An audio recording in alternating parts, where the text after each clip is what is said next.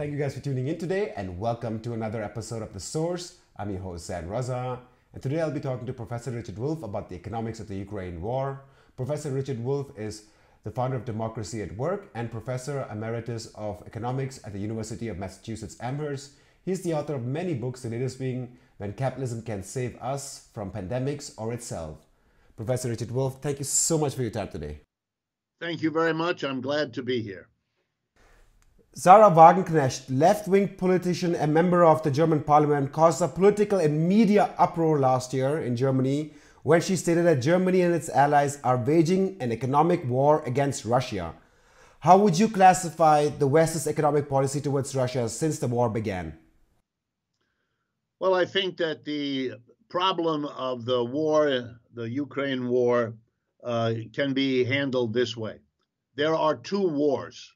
One war is military and involves Russia and Ukraine.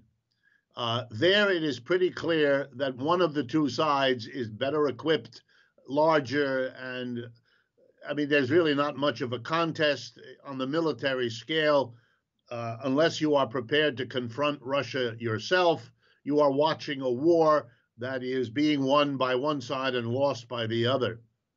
And that's true whether or not you fill the Ukrainian weapons gap with external weapons. That slows the process, but it does not change.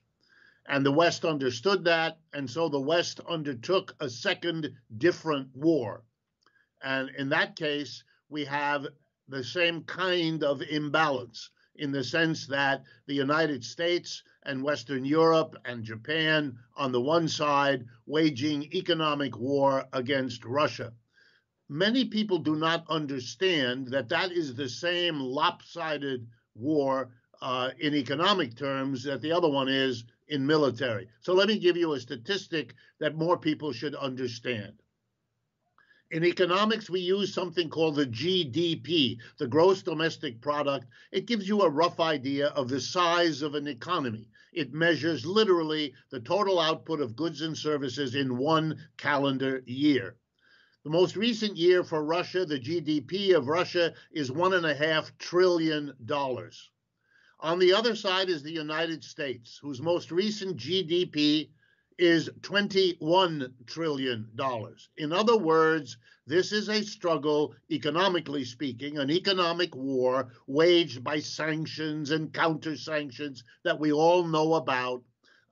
This is a war between David and Goliath, and you can all figure out who's on which side in this arrangement. If you then add the countries of Europe, Germany, France, Britain, Italy, to the United States, then it becomes closer to a 30-to-1 ratio of economic wealth.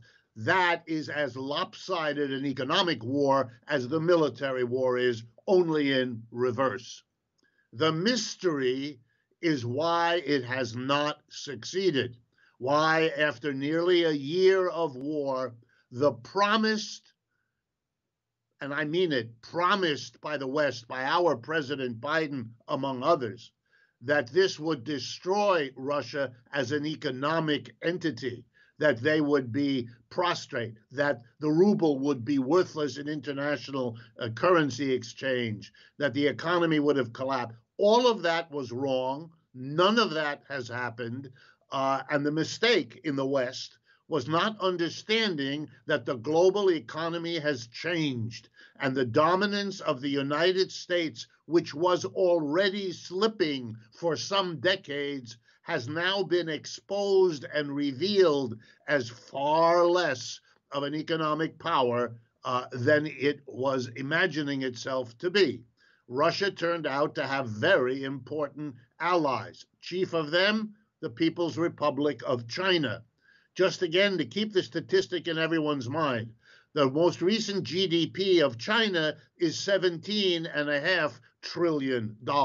Therefore, catching up to the United States and many, many, many times larger than Russia. Given China and India and Turkey and Iran and other supports that Russia has been able to get, the predictions were wrong, and we now face a kind of stalemate situation because the predicted dominance of the United States, which it had gotten used to for 75 years since the end of World War II, is now over. And it's going to take a lot of time before the different people and blocks in the world adjust to this. But I can leave you with an economist's warning. Countries around the world, and this includes every country in Europe, better rethink their strategic decisions, because the world has changed and it will not go back. This genie cannot go back in the bottle. This is a new situation and will have enormous ramifications. I want to focus right now exclusively on the impact on Russia. Could you first talk about what measures Western countries, in particular the US, took to isolate Russia, and then talk about whether how it impacted the economy of Russia? Sure.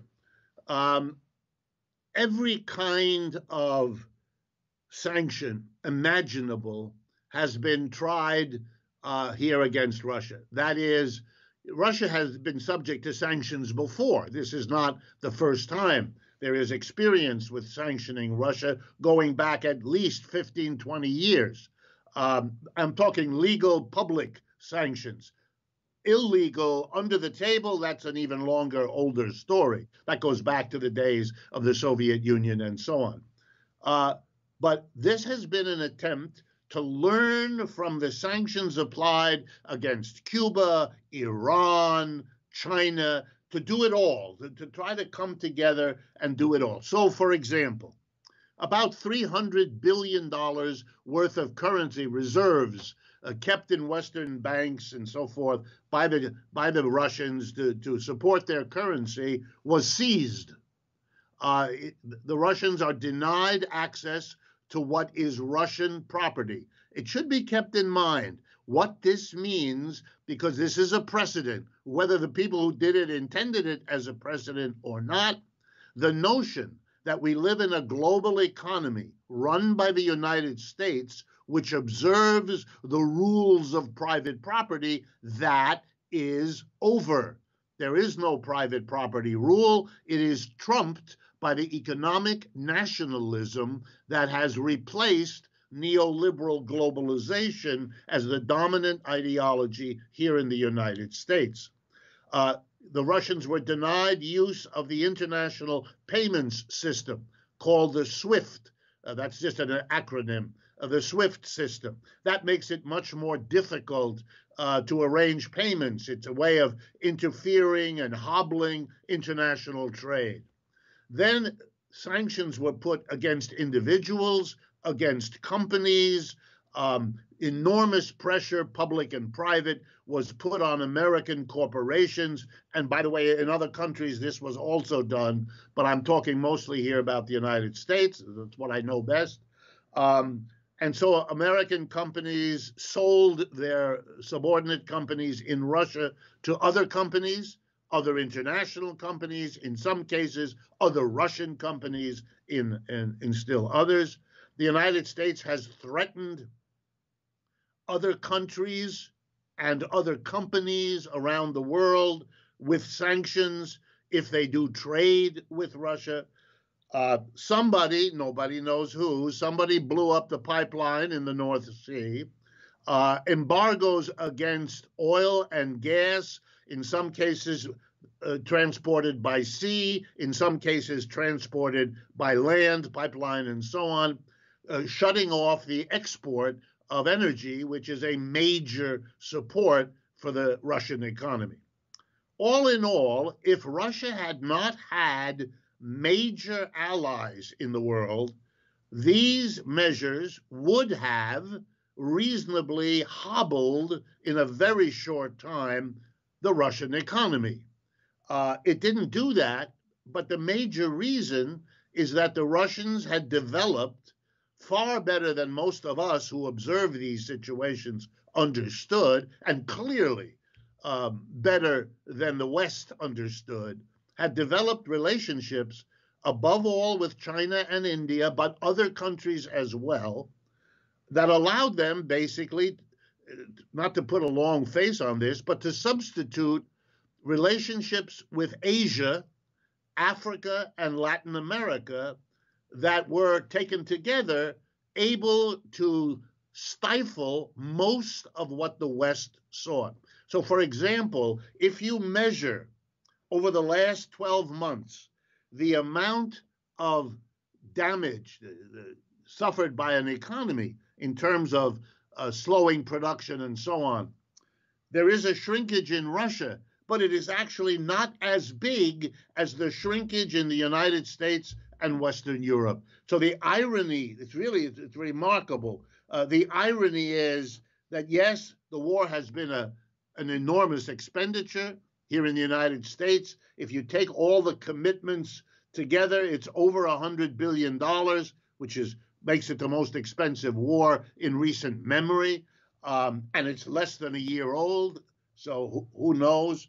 But the impact of the war has been to do damage globally and to do as much damage to the West as to Russia. Now, Russia is a much smaller economy, so that it has less resources to cope. So it is causing trouble inside Russia. That's clear. They are having to divert resources from producing for the civilian sector to producing war materials, but nothing compared to the collapse that was predicted by the West has happened. And unless something changes, there's no prospect of that happening this year either. Meanwhile, the inflation, the rising interest rates in the West are a much more serious threat to the economy of the West than this war has proven to be to the economy of Russia.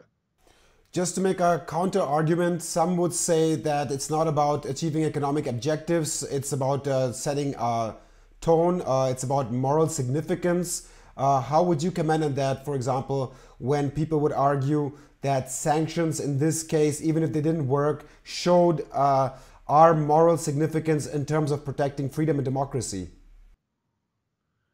I must say I find it extraordinary, such an argument.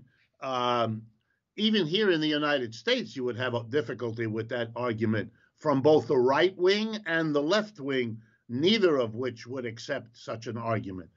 Remember, I'm talking from the United States. Here's our record as a nation when it comes to a rules-based international order or authoritarian government or large countries invading small countries, all of that kind of talk that what you just said refers to. The United States invaded Korea. It's a small country. The United States invaded Vietnam. It's a small country. The United States invaded Afghanistan. It's one of the poorest countries on the face of the earth and a small country. The United States invaded Iraq. I could go on, in Libya and so forth. We have a history as a nation. If there are rules-based international order, then the rule that we can identify is the United States does what it wants to do in the last 75 years, and either the United Nations goes along or it doesn't, but it doesn't really matter. And people like me who are close to the American government in terms of my personal life and my personal friendships, it doesn't enter into their mind. Therefore, suddenly, to be outraged when another country, big country, relatively, invades a small one, relatively, to be all excited about taking moral positions, wow, that requires a level of blindness and gullibility and one-sidedness that's a little embarrassing to witness, let alone to repeat. You mentioned the impact on Europe and the United States. Could you elaborate on that in terms of the economic impact and it's having also on the infrastructure and energy infrastructure, etc.? Yes, well, I mean, the most immediate and obvious has been the impact on energy prices. Number one, that impacts Europe, not the United States. So that puts the United States in a bizarre situation. But it's even more bizarre for you in Europe, for the Europeans, because the United States takes the lead in applying sanctions whose impact is much more severe on the economy of Europe than on the United States. One would have thought, to the degree that economic considerations are important, and they always are, more or less, that the leadership would have been taken by Europe, since they have to live with the negative consequences. The United States has its own sources of energy, could care less whether Russia does or doesn't export. I mean, it has implications on global prices, and that's important, but it's not the kind of impact that you're seeing all across Western Europe, and particularly in the countries that did rely on cheap energy from Russia. But I would stress that the impacts here go far beyond the immediate question of inflation stimulated by rising energy prices. There were other factors, and they are just as important. They're related to the war in Iraq, so it's not a separate matter, but they are also distinct. And here's the basic one. There is an empire that is declining. If you look at the 19th and 20th century, whatever else you say, you notice, especially as the 19th century moves into the 20th century, that the dominant empire of those two centuries, the British Empire, was declining, especially in the 20th century. It was being challenged by the United States, a former colony, by Germany, trying, as it always did, to match British capitalism, and by Japan, emerging later. And you still had the competing colonial systems, the French, the Russian, the Dutch, and so on. But the British Empire was declining. World Wars I and II removed the German and Japanese competitors, leaving the field to the United States. We are now in a post-peak American empire phase. That's what I referred to before. People have begun, but only begun, to understand the macro picture here. This is a declining empire. The Chinese are the obvious rising empire. China, it has to be understood, is the first serious economic competitor to the United States in nearly a century. The American dominance emerges in World War I and the interwar period and becomes clear to everyone with end of World War II. Russia was never an economic competitor. That's why I gave you the statistic, 1.5 trillion, 21 trillion. I mean, that's not the same number at all points, but the idea is Russia may have had a nuclear weapon, it may have been a serious military problem, but it was never an economic competitor. For that, we have to wait for China. China's GDP, in case anyone wonders, the 17 trillion, that's a competitor for the United States. And everything that is happening now has to be contextualized as part of that struggle. That's why it should have been clear before that Russia would turn to China for all kinds of assistance, probably made the decision, I wouldn't know, but probably made the decision to move into Ukraine, having already worked out with China what they would or wouldn't do as allies. In other words, we have a new situation. For most of the last 75 years, any country, anywhere, where the local political leadership wanted to break out of the U.S. hegemony capitalist world economy was pretty quickly smashed and crushed because they had nowhere else to go. You have to work with global capitalism. It is highly unequal as a system. The United States sits at the top politically, economically, and militarily. What are you going to do? You have no option. And the United States made it very clear. If you don't listen to us politically, we will squeeze you economically. If you do not listen to that, we will attack you militarily. I mean, it's your choice. but we will defeat what you are doing, and you can only choose which way you're going to be defeated. Um, if you want an example, look at Cuba. That's how they dealt with Cuba, and they dealt more or less everybody. There is now a change. This change, I cannot exaggerate this. Country after country is now experimenting. The smallest countries of Africa, the smallest countries of Latin America are experimenting in this new world. They are dealing with the People's Republic of China. By the way, they're dealing with Russia too. Russia is able to sell oil and gas in limited quantities to small, poorer countries because everybody has a choice now. The United States and Western Europe are desperately trying to hold on to a dominance that is shrinking with each passing week.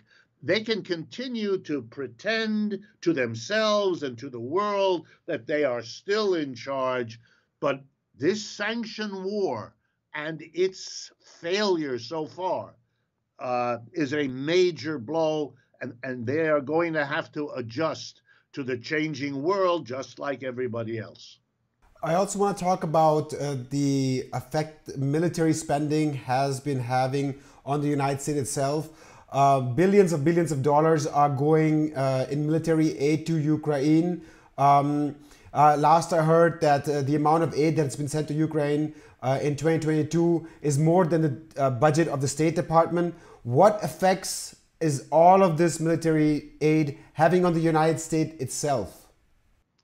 Well, let me quote you back to you. So far, this is all justified in grandiose, patriotic matters of principle. If you know anything about American politics, when a politician in this country talks about principle, my advice is reach into your back pocket, hold on to your wallet, because someone is about to remove the money that was in it. And Americans make that joke all the time. So most Americans are not much fooled by this business either. Here's the reality that is hidden from the public.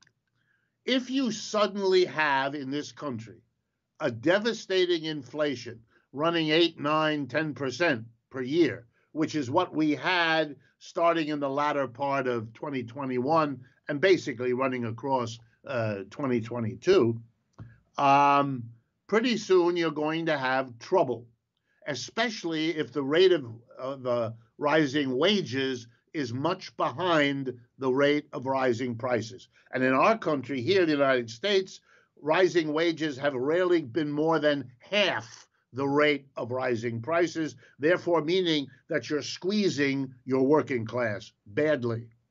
But on top of that, remember that this is a working class that was already squeezed by the pandemic for 2 years and by the economic crash that accompanied the pandemic.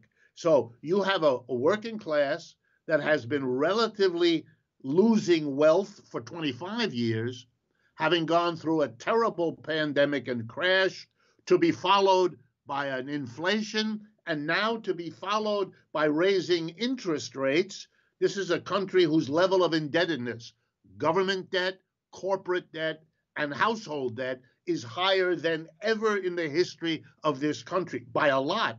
So raising interest rates is a very serious economic blow on top of the inflation, on top of the pandemic, on top of the crash, and on top of 25 years of wealth redistribution. No working class can exist under such pressure for so long at such a level. And so what you're seeing over the last 12 months in the United States is a rise of the militancy of the labor movement, which is, we've never seen that in 100 years. We are now seeing levels of unionization, of strikes that bring us back to the 1930s with the worst crash of capitalism in its history. That has to be understood. That's a consequence of all of this. In the midst of this, to deal with the inflation, our government is raising interest rates. That, of course, hurts poor people and middle-income people, small businesses and medium businesses, because for them, a few rising levels of interest rate cripple their ability to function because they have such debts. We are told falsely that this is the only way to deal with the inflation. I do interviews across the United States where I explain to people that the last time we had an inflation like this in the 1980s, our conservative president, Richard Nixon, imposed a wage price freeze overnight, August 15th, 1971, and that solved the inflation problem. Today, we don't do that, but we don't even allow a conversation. We have a society in which the government tells us this is the only way and this is what we're going to do. Okay, what are the consequences? Here's the irony. Raising interest rates is to slow the inflation. Yeah, but the government's expansion of money spent on the war in Ukraine is the opposite. It makes inflation worse. Everyone who's ever studied economics understands that a sudden increase in a government expenditure is inflationary. So we have the government spending more on Ukraine on the one hand and limiting the spending of small and medium households and businesses by raising interest rates. You know what that is? A, contradictory, B, senseless, and C, a not very subtle way of saying we're rearranging the economy. You small and medium-sized businesses, you small and medium-sized households, you're going to have to cut back your consumption so that we can free resources to throw into military production for Ukraine.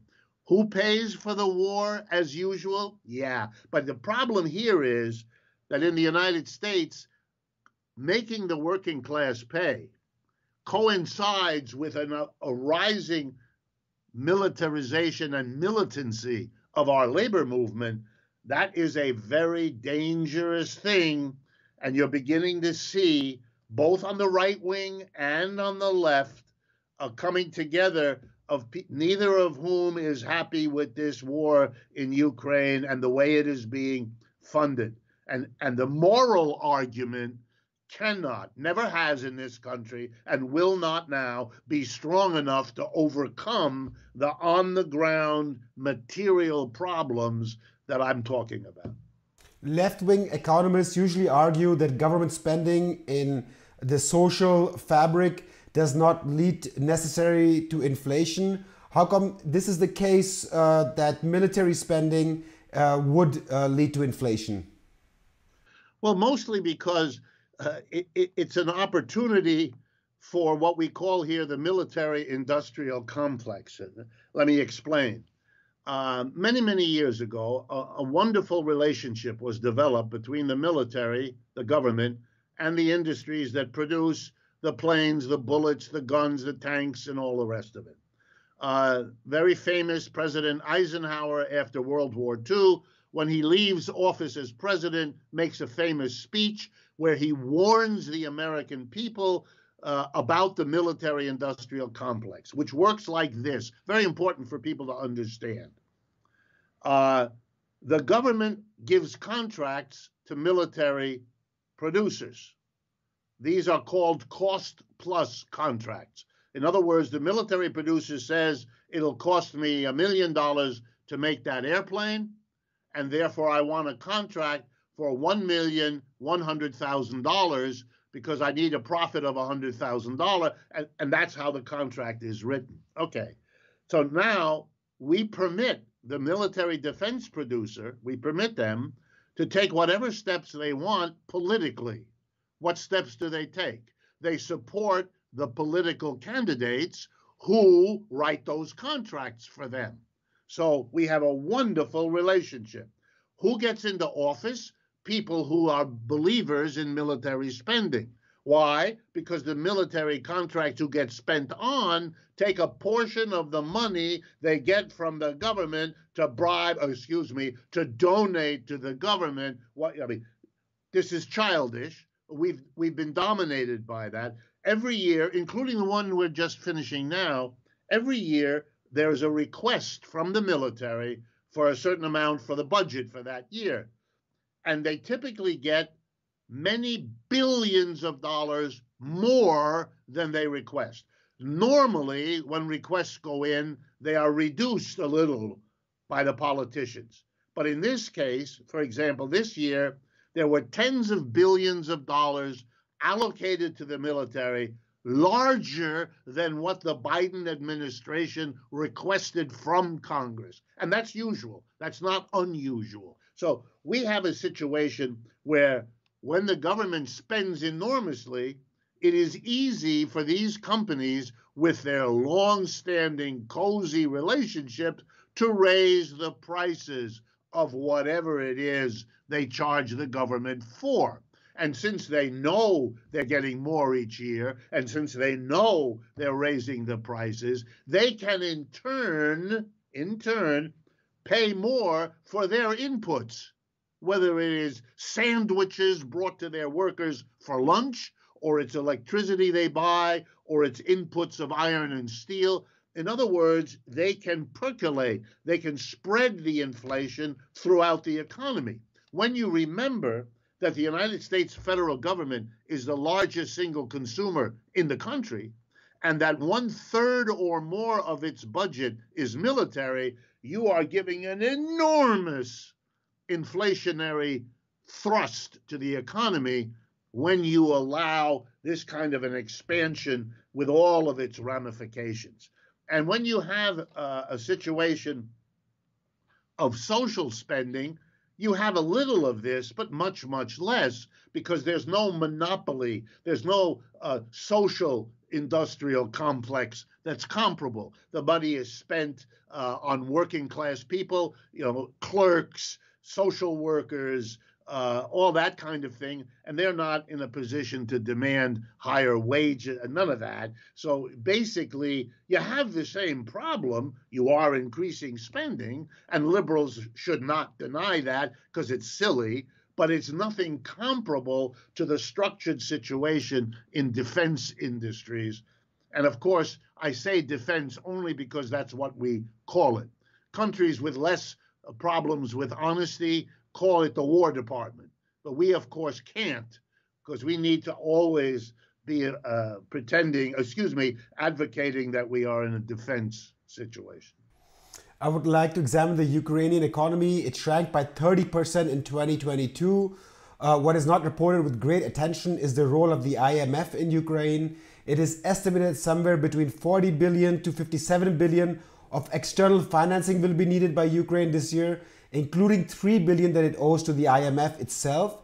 This also includes roughly 360 million in surcharges fees alone by 2023. What is the role? Why is the IMF not, when it comes to freedom and democracy, supporting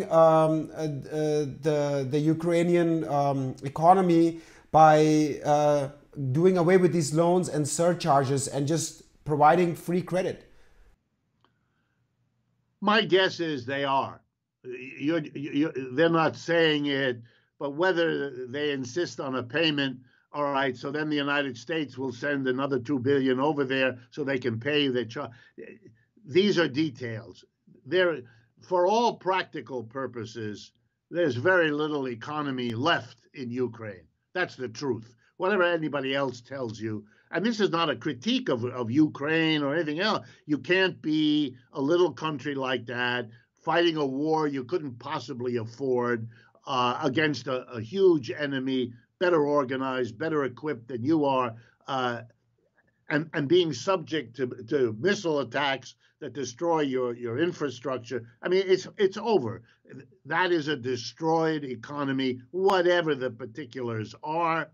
They're not that big a country, and they've lost at least 5 to 10 million people that have left the country. I mean, the jobs those people did aren't being done, and on and on and on and on. So I don't think it's not meaningful at this point to talk about the economy of Ukraine, because for all practical purposes, there isn't one. They are getting by. They have to import food. They have to import fuel. They have, their military runs on what comes from outside, literally down to the bullets that they shoot. So I think that you're hearing statements, and the statements, if you listen carefully, The statements can be translated as follows. We have committed everything to this war. We were willing to push it to the point where the Russians threatened us that they would invade. We didn't probably believe they would. We were wrong. They did. And they are doing what a war involves. We cannot survive that situation. So we become totally dependent. If you listen to Mr. Zelensky, they're totally dependent already on a military basis. If you look at what happened to their labor force, to their transportation system, I'm not even talking about the large parts of the country that are now taken over and run by the Russians. What's left for them is chaotic, unable to be repaired, nothing. So what you hear from Zelensky are fantastic estimates. It's going to take, the last one I heard, $600 billion to rebuild. They're making statements like the $300 billion taken from Russia that backed its currency, that money, Zelensky says, should be a first down payment on rebuilding Ukraine to punish Russia for they're desperate. They've committed everything. Mr. Zelensky must know that he will come out of this as a great hero if they can save him. But he will come out as the worst person in the history of Ukraine if this falls apart. He is on the knife edge, one way or the other. If this isn't fixed, if they don't get vast amounts of money from the West, beyond what's already been given to them, to repair the damage of the war, the Ukrainians will be the ones that look back on Mr. Zelensky with horror. And he must know that somewhere. Everybody else who pays attention does.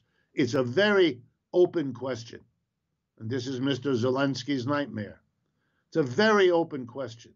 Whenever this war ends, and all wars do sooner or later, whenever this war ends, will the countries of Europe and North America be prepared to spend at the same rate to reconstruct that they spent to fight the war?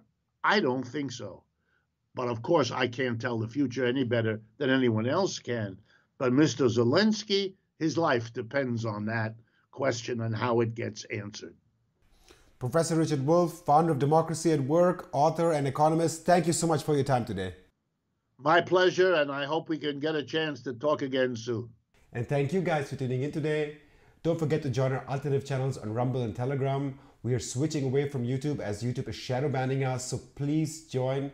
And don't forget to donate so we can continue with our independent and non-profit news and analysis. I'm your host, JM8ZO1tEAXg. See you guys next time.